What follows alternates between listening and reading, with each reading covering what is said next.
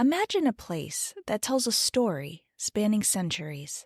Where culture and nature intertwine to create something truly extraordinary. That's the beauty of UNESCO World Heritage sites. I'm Abigail. And I'm Keith.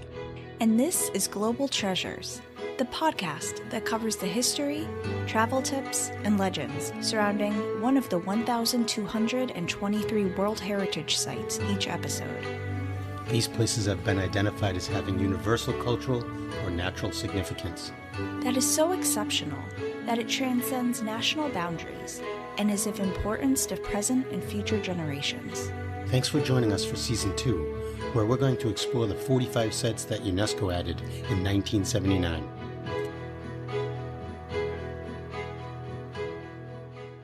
In this episode, Keith and I will be taking you to Independence Hall.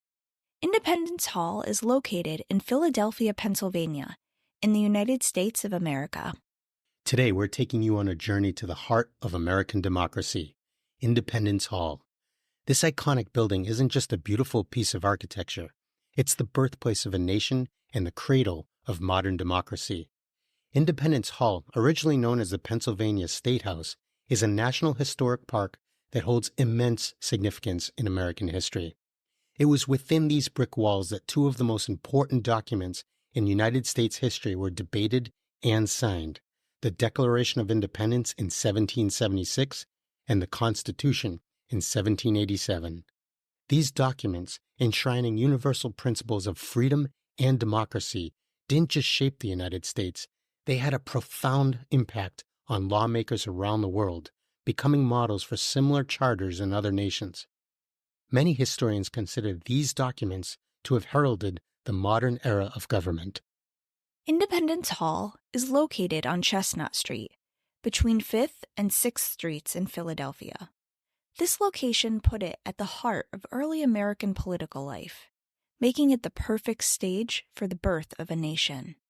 The architecture of Independence Hall is a prime example of Georgian style, popular in the 18th century. Designed by attorney Andrew Hamilton, in collaboration with master builder Edmund Woolley, the building boasts a striking red brick facade, stretching 107 feet long. Its highest point, the bell tower and steeple, reaches an impressive 168 feet and 7¼ inches. The central building is flanked by wing buildings connected by closed arcades, known as hyphens. Inside, you'll find 2 chambers on the first floor and a center hall about 20 feet wide. Over the years, the building has undergone several restorations, including work by architect John Haviland in the 1830s and a major project by the National Park Service in the 1950s, which returned it to its appearance during the crucial years when the Declaration of Independence and Constitution were debated and signed. The history of Independence Hall is a tapestry woven with the threads of America's journey from colony to full nation. Let's take a walk through time, shall we? So our story begins in 1729, when the Pennsylvania Assembly decided it was high time they had a proper house for the Assembly to meet in. Construction of what was then called the State House began in 1732, but it wasn't until 1750 through 1753 that the iconic tower and the steeple were added to it. It was during this time that a bell was ordered, bearing the now famous inscription, "Proclaim liberty throughout all the land unto all the inhabitants thereof." Little did they know how prophetic those words would become. The 1770s saw Independence Hall take center stage in the drama of American independence. In 1775, within these very walls, George Washington was appointed Commander-in-Chief of the Continental Army, and then the famous Benjamin Franklin became the first Postmaster General. But it was 1776 that truly etched this building into the annals of history. On July 4th, 1776, the Declaration of Independence was adopted and then read aloud to the public in what we now know as Independence Square. Picture the scene: 56 brave souls putting their lives on the line by signing this revolutionary document. John Hancock, ever the showman, signed first, his name writ large for King George to see without his spectacles, or so the story goes. But the road to independence was not smooth. From 1776 to 1777, the Continental Congress had to flee Philadelphia due to British occupation, meeting in Baltimore, Lancaster, and York. It was during their time in York that the Articles of Confederation were drafted. In 1787, Independence Hall once again became the focal point of nation building as the Constitutional Convention convened. Imagine the heated debates, the compromises, the vision of a new form of government taking shape. On June 21st, 1788, the U.S. Constitution, now the longest-standing written and codified national constitution in the world, was ratified. The 1790s saw Philadelphia serve as the nation's capital, with Independence Hall at its heart. But the building's significance didn't end there. Throughout the 19th century, it continued to play a crucial role in American history. In the 1830s and 40s, the State House bell became known as the Liberty Bell, a powerful symbol in abolitionist publications. The building itself became a backdrop for the struggle against slavery. The famous Frederick Douglass spoke against slavery in Independence Square in 1844, and in the 1850s, fugitive slave hearings were held within its walls. The Civil War era brought more historic moments. Abraham Lincoln visited in 1861, and after his assassination in 1865, his body lay in state here, allowing the public to pay their respects.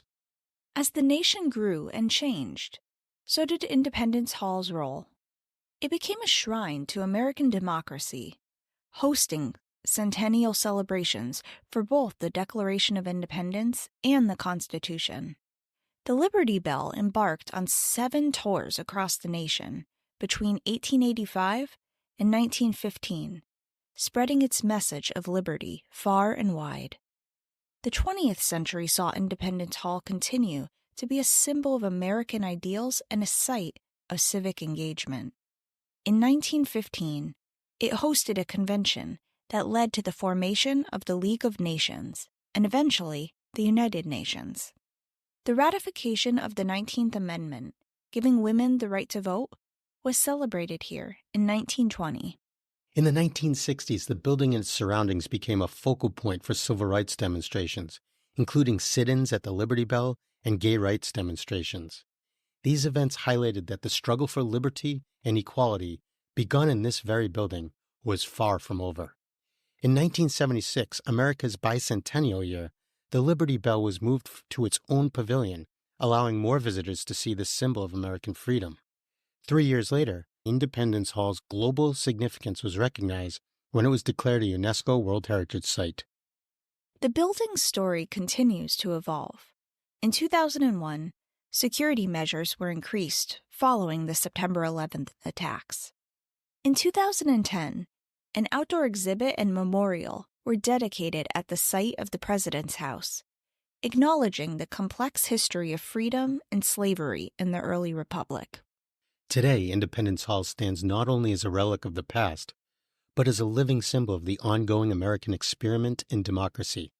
It reminds us that the ideals of liberty and equality, first articulated here, require constant vigilance and renewed commitment from each generation. Now, let's dive into some fun facts that will make you smarter than your average tourist when you go to visit, and it's one of the easiest sites in the United States to visit. So did you know that the Liberty Bell, Pennsylvania, is actually misspelled as Pensylvania, which is wrong, by the way. Don't worry, though, it wasn't a mistake. This was actually one of several acceptable spellings of Pennsylvania at the time. If you're planning to visit as well, you'll be pleased to know it's quite affordable. Just register online, and you can get a ticket for only $1. Movie buffs might recognize Independence Hall from films like National Treasure and Shooter. But its cinematic fame pales in comparison to its numismatic appearances. The assembly room is featured on the reverse of the U.S. $2 bill, based on a painting by John Trumbull called The Declaration of Independence. The hall itself has graced the back of the $100 bill since 1928 and appeared on the 1975 to 76 bicentennial Kennedy half dollar. And you may not know this, Keith, but I actually own one. That's kind of cool. How very American of you. So anyway, here's a fun piece of linguistic trivia. Because of the size of John Hancock's signature on the Declaration of Independence, the term John Hancock, or simply Hancock, actually became synonymous with one signature in the United States. So if you're signing a document, they'll say, put your Hancock right here. We've journeyed through time, explored the architecture, and even picked up some fun trivia about Independence Hall. But nothing quite compares to actually going and experiencing this historic gem in person. The echoes of debates past, the weight of decisions made within these walls, and the enduring spirit of democracy, it's all waiting to be discovered by visitors. So, I've been there, and we're going to have Abigail actually talk to us about what it's like to visit this cradle of American liberty. So, Abigail, take us away for that. Like Keith said, now that we've covered the history, I'm ready to go. If you want to visit Independence Hall, you'll want to fly into Philadelphia International Airport. Once you're there, you can take advantage of the 6th largest transit systems in the United States. They have trains, subways, a trolley, and bus lines available that are inexpensive. Independence Hall is open every day, and tickets are almost free. There's just a minor administrative fee you have to pay. The tickets are timed entry for tours, with no tickets being required during the slower winter months or early morning hours.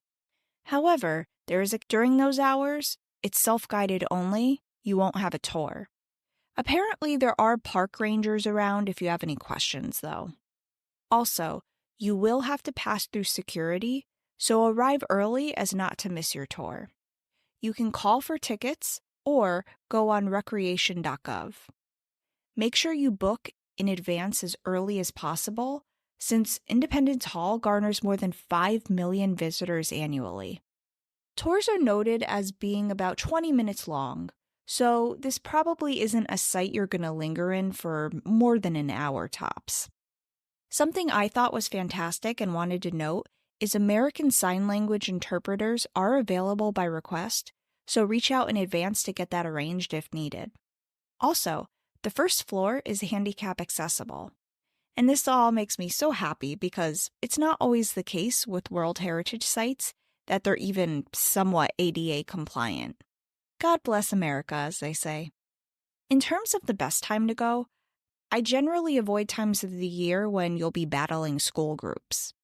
If you're using the weather as your guide, summers do get hot, peaking at 80 to 90 degrees Fahrenheit with some precipitation.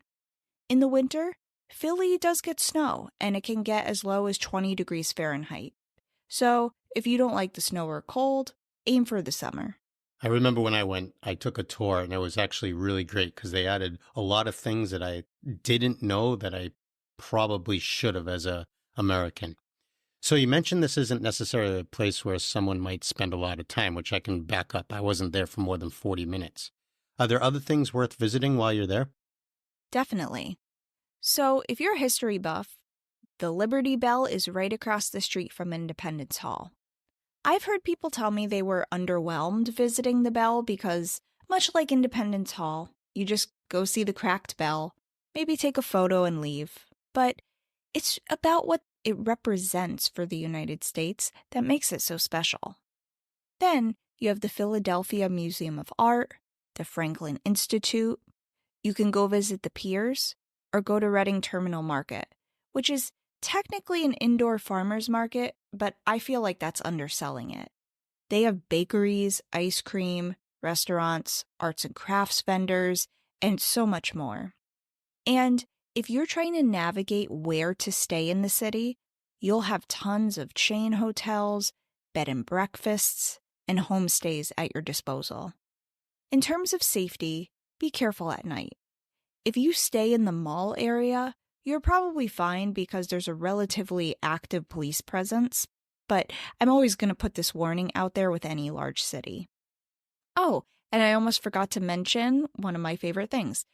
So for those paranormal lovers and believers like me, ghost tours often stop here, as the ghost of Benjamin Franklin has reportedly been seen looking at a copy of the Declaration of Independence in the assembly room, surrounded by a creepy mist. Benedict Arnold, the U.S. military defector, has also been seen wandering around the building. Shadowy figures and musty smells have been reported as well. So, if you want to book a ghost tour, you'll find you have quite a few options on vetted sites. Great points. So ghost tours really aren't my thing unless they will scare up my appetite. Sorry, I just had to. And of course, with Philly, I know you want to talk about the Philly cheesesteak and all the other good food. Heck yeah. The Philly cheesesteak is the spirit animal of Philadelphia.